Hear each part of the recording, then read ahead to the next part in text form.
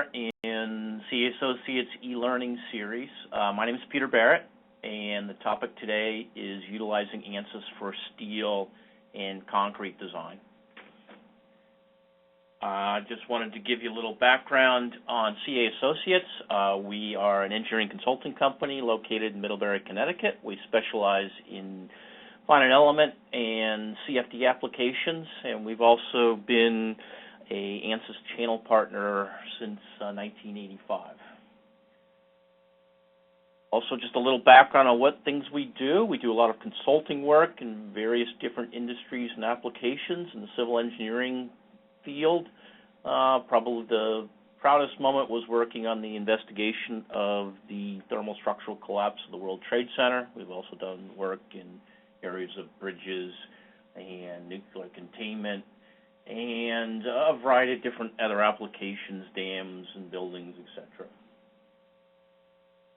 For some of you who are interested in PE credits, to get credit for this particular webinar, you need to, of course, attend the webinar, participate in the polls, and most important is to complete the survey that will be emailed out at the conclusion of the presentation. If you're looking for other resources, our website contains a resource library that, among other things, contains some of the presentations from these webinars. We've also recently started an engineering blog that we love to get feedback on, as well as our training schedules. In terms of training, we do training both on the finite element applications in ANSYS, general knowledge base on various different capabilities, and then more of our training than not is customized for individual customers. So, for instance, in civil engineering, we've developed for particular applications that we develop the classwork for directly for the actual customers. And that can be a combination of either direct on-site in our office or web-based. If you're looking for other videos from the previous webinars, they're all located on our YouTube site, so you can check out the full list of e-learning webinars there. So getting started with the subject matter for today. So today we're going to talk about steel and concrete design within ANSYS. ANSYS is known to most as a general purpose finite element software that is strong in terms of performing complex linear, nonlinear dynamic analysis. But not everybody realizes that there are feature functionalities in ANSYS that can be utilized directly in the civil engineering field for performing, for instance, the design of concrete steel reinforcement, using built-in material models for concrete, steel, and various different soils, and accessing not only the U.S. codes such as ACI and AISC, but also a wide variety of international codes. So today, this morning, as part of this webinar, we're going to introduce you at least to some of these feature functionality. ANSYS, just as a refresher, its strengths are the ability to do parametric design and analysis and optimization, the large number of material laws available for simulating interaction with various different parts through nonlinear contact, material laws that can include plasticity, creep, shrinkage, including large deflection P delta effects, modeling construction sequences using element birth and death, and just the availability of a large number of different element types for anything from simulating pore pressure to simulating a complex concrete cracking. Another big strength of ANSYS is dealing with very large models, very efficient solvers that work in the high-performance computing, multiple processors on single machines over multiple machines, high-speed graphics, etc. So dealing with large data. But rather than me preaching what ANSYS strengths are, this brings us to our first poll of the webinar to get a little feedback of the audience in terms of how they characterized ANSYS and how they characterized their ANSYS skills. So if you don't mind, go ahead and enter in your answer to the poll, click submit, and in a few seconds, once we've accumulated a majority of the answers, we'll go ahead and give you some feedback on how your colleagues have responded to this question.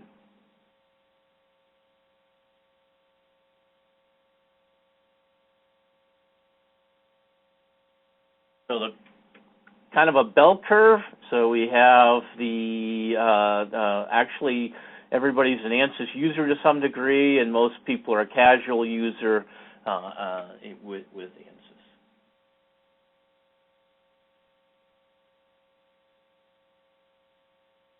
So the ability to perform concrete and steel design is accessed in ANSYS through what is called CivilFEM. So CivilFEM is a fully integrated tool into ANSYS. It's been utilized on a wide variety of structures, some complex dome-type buildings, bridges, suspension bridges, dams, piers, tunnels, and even the bird's nest in China, Olympic Stadium. Fully integrated, so it works very similar to ANSYS. So those that are familiar with ANSYS and ANSYS parametric capabilities, those capabilities of CivilFEM fall right in line with that. The CivilFEM command structure is very similar to the ANSYS command structure. Really the only significant difference here is we use the tilde sign to differentiate the ANSYS commands from the CivilFEM commands. Number of different features within CivilFEM. The one we're going to emphasize in this particular webinar is to talk about the code checking and design capabilities within CivilFEM. So I find it best to present an example as a way of demonstrating some of this feature functionality. So the example I'm going to present this morning is the optimization of a wind turbine tower footing. So the wind turbine tower footing is a reinforced concrete slab sitting under at the base of the wind turbine tower, and the optimization or the minimizing the amount of concrete poured in the footing can be achieved using ANSYS and CivilFEM for helping design the reinforcement required. So the first step would be build a parametric model. This is done in ANSYS. Use some of the ANSYS design optimization tools, ultimately to minimize the mass concrete required. For the concrete design perspective and reinforcement design, we're going to use what's called an equivalent shell model of the footing, which allows us to extract automatically the forces and moments in the slab, and also allows us to run through the concrete design interaction diagrams to compute the required amount of reinforcement throughout the slab under some prescribed loading environment. So if we look at the finite element model used in this demonstration case, we have the steel tower modeled with a solid shell element, a thin-walled, solid finite element that's best represented for thin-walled structures. The concrete pedestal is modeled with 8-node brick elements. The concrete slab is also modeled with 8-node brick elements, and a gravel layer of foundation underneath the slab is modeled with bricks as well. Because the loading is symmetric, we can get away with a half model, which we have a symmetry boundary condition on the symmetry plane, and then underneath the gravel, we specify an elastic foundation. The elastic foundation stiffness comes from a material library of various different soils and rocks and silts and whatnot that are available within the ANSYS CivilFEM for ANSYS product. The analysis itself is nonlinear since we're going to capture the effect of a rough type interface between the slab and the gravel.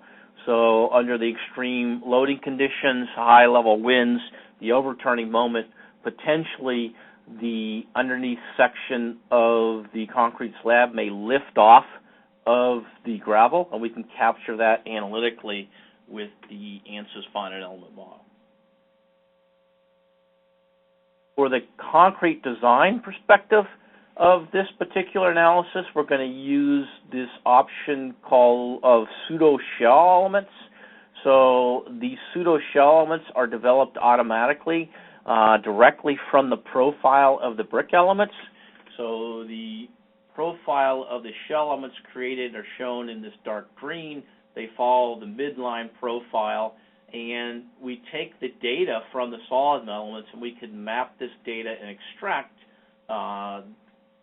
forces, bending moments, and then based on the bending moment data, the cover of our steel, etc., we can then design how much reinforcement is required in the, for instance, the radial or circumferential directions in this slab. Just a little understanding of the methodology being incorporated here. The forces and moments are computed by integrating the stresses through the sections of the solid elements and then mapping that data onto the shell elements. The shell elements don't really provide any stiffness or anything in the model. They're purely just used for a post-processing representation of the amount of reinforcement forces and moments that are included in the slab. We look at the loading environment used for this particular demonstration case. We ran 3 different steps: a gravity load, vertical load of the tower being installed, and then the lateral load and bending moment under the extreme wind conditions for the tower. In the post-processing of ANSYS, we can look at the effects of the magnitudes of relative displacement. We can take and look at the effect of how much tensile stress is created in the footing itself, and that can be a state variable or that can be an optimization definition. So the way the optimization was run was the goal was to minimize the concrete mass, and the constraints were to limit the tensile stress in the footing, and also limit the bearing pressure between the base of the footing and the gravel layer. So we have some soil underneath there. The soil has a certain level of capacity, so depending on whether it's a rock foundation or soft foundation, we'll change the settings in terms of how much bearing pressure we can accept for this particular design.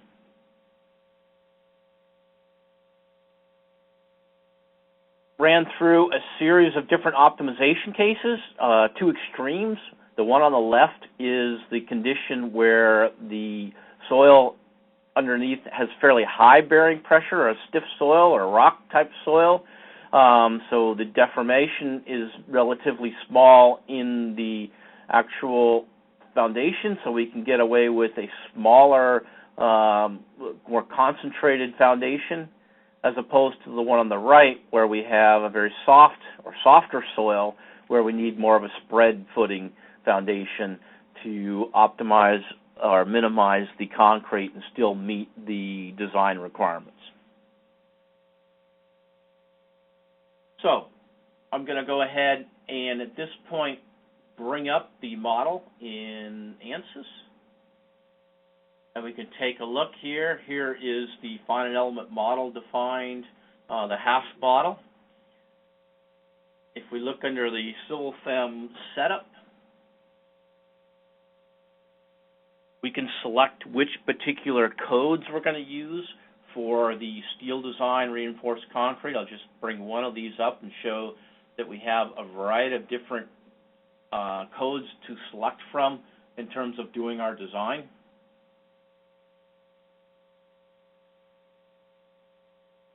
I can also look at the various different materials that are available. So from the concrete perspective, if we look and edit the material that was defined, 5,000 PSA concrete, from that, the CivilFEM for ANSYS will automatically define the modulus elasticity, Poisson's ratio, shear modulus, coefficient of thermal expansion, density, etc. We have options to edit the analysis data. Are we running this as a linear elastic solution, or are we actually looking at the concrete cracking behavior?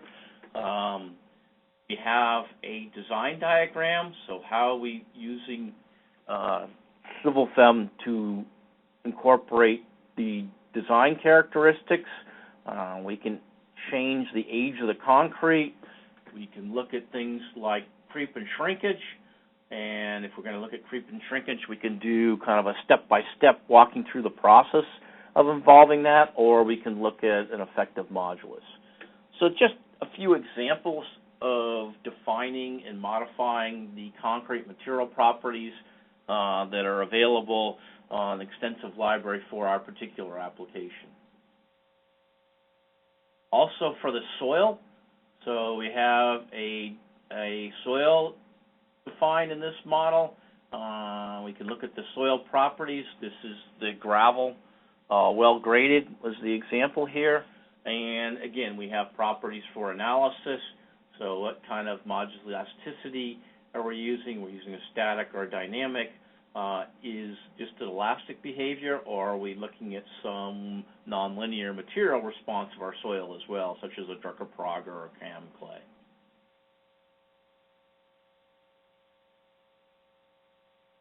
The other thing, not related to this particular structure, but while I have this up here, is I can look at the various different cross-sections that are available. So if I go under cross-sections, and if I said look at some hot-rolled sections, and I look at I-beams, I can select various I-beams from European, U.S. codes. So let's say I'm going to look at a wide flange, and maybe I want to pick one W18 by 106 or whatever. It gives me the cross-section and properties, and so I can access directly without having to look in the handbook and manually typing in the properties of that particular cross-section.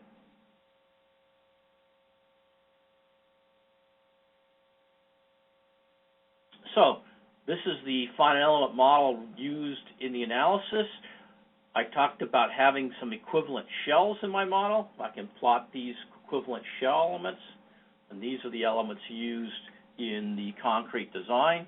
If I go to my concrete post-processing, I can use the options to plot, for instance, how much reinforcing steel is required at each different section. So this is going to be a amount of steel cross-section area per unit, in this case per unit inch of the structure. We have a large bending moment here, creating some tensile region here.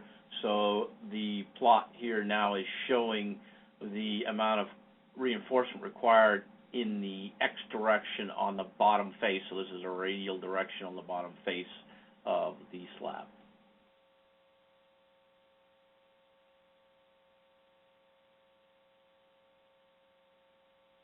So quick demonstrations showing a little of the applications. CivilFEM can be run not only in a interactive mode, but also in a batch mode. Summary of some of the material models, the code checking capabilities that are available in the steel and concrete, earthquake, and pre-stress operations. One of the areas where there's fairly extensive library that's fairly unique, I think, to CivilFEM product is in the area of nuclear codes. So you access the containment structure as well as outside the nuclear island type environment. Some of the different cross-sections, I showed an example of I-beam. We also have the option for defining cross-sections for our concrete and specifying the cover and reinforcement in, for instance, a T-beam or open cross-section structure. Talked about having material models available. I showed a demonstration of the concrete material. We also have material libraries available for steel.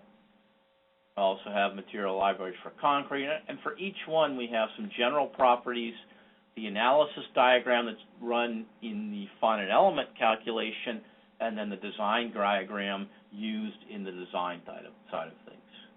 We can resolve things from, if I invoke the capability for looking at concrete cracking, we can simulate the cracking and crushing nonlinear behavior of the concrete under extreme loading. Soil libraries, we can develop various different libraries here. We can use analogies as well. So if it's a penetration test data you have, you can get the equivalent modulus that might be used in the analytical model to represent that particular soil. On the code checking side, we have a series of different codes, the US ACI, AISC, ASME, AASHTO, as well as a number of different codes from around the world. Capabilities in terms of concrete code checking, we can look at the shell reinforcement, we can look at the axial biaxial 3D bending interaction diagrams for beam type resolutions. There's a number of different options in terms of slab design, from most unfavorable directions is one example of that. So the slab designs can extract the forces and moments. The input from the user would be a cover for the reinforcement, and from that we would be able to develop either plotting or listing of the amount of steel area required per unit length. So this data can be graphically displayed, and also we can list results such as, in this example, listing bending moments about certain elements. Interaction diagram is used for deriving the reinforcement requirements. All this is done internally under the hood in terms of the analytical representation. So that's the concrete side of things. We can also perform design and code checking on the steel side of things. So between the US and international codes, looking at some of the options in terms of different steel structures. For instance, the AASHTO LRFD bridge design specifications are included. We can check various different element types in terms of things like torsional response or buckling. So here's an example of a very simple model, but just a demonstration case and a comparison with AISC. A similar type of response is taking a single column from the workbook, running that through the analysis using CivilFEM and matching the textbook data in terms of the design requirement. Simple buckling model can also be represented in the same simple buckling with the command structure. So these are all the commands that would be required if I wanted to run a scripted kind of definition, script analysis to perform the buckling simulation on this particular example problem. And if I go back here, actually this is probably a good point as any to ask our next poll question. So our next poll question is going to be, what are your biggest analysis challenges? So 1 second, the poll should show up.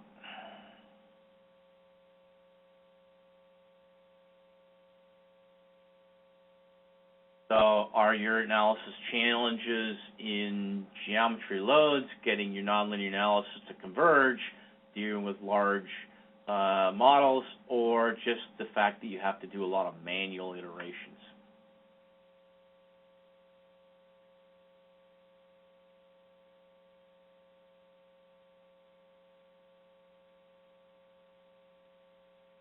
Give everybody a minute or two to complete the poll, and then we will talk about the results. So the poll results saying that the two biggest things are obtaining the input data and doing the manual design iterations.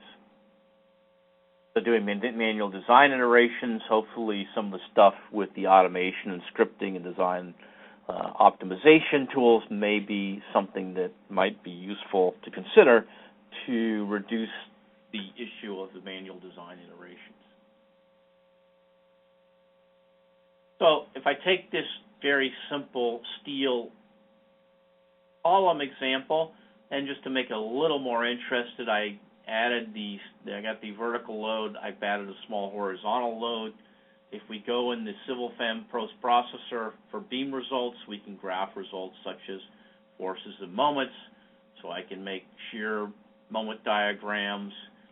I can also list results, so if I want to list the details from my particular application, in this case, fairly simple example, but I can list the extensive code checking input and output and how close we are to the criterion in this particular example that we ran. And all this data here that's presented and listed can be exported to spreadsheets. It can also be taken and turned into parameters that can be used in the design optimization, design evaluation process as well.